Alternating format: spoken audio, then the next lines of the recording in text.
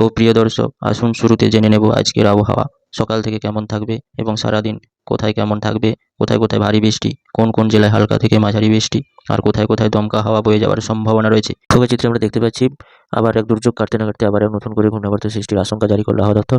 আবহাওয়া দপ্তর সূত্রে জানা যাচ্ছে, বাংলাদেশের বর্তমান যা পরিস্থিতি, নতুন করে এক ঘূর্ণাবর্ত সৃষ্টির সম্ভাবনা রয়েছে।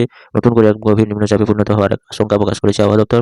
তবে এই ঘূর্ণাবর্তটি যদি জোরালো আকার ধারণ করে, তা আগামী কয়েকদিনের মধ্যে আবার এক দুর্যোগপূর্ণ আবহাওয়া সৃষ্টি করতে পারে।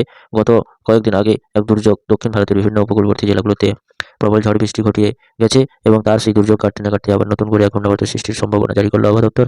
তবে এর প্রভাবে আজকে সারাদিন বাংলাদেশের এবং পশ্চিমবঙ্গের বিভিন্ন জেলাগুলোতে কেমন থাকতে চলেছে, পশ্চিমবঙ্গের কলকাতা সহ উপকূলবর্তী জেলাগুলোতে আজকে কনকনে জাঁকিয়ে ঠান্ডা পড়ার একটা সম্ভাবনা রয়েছে।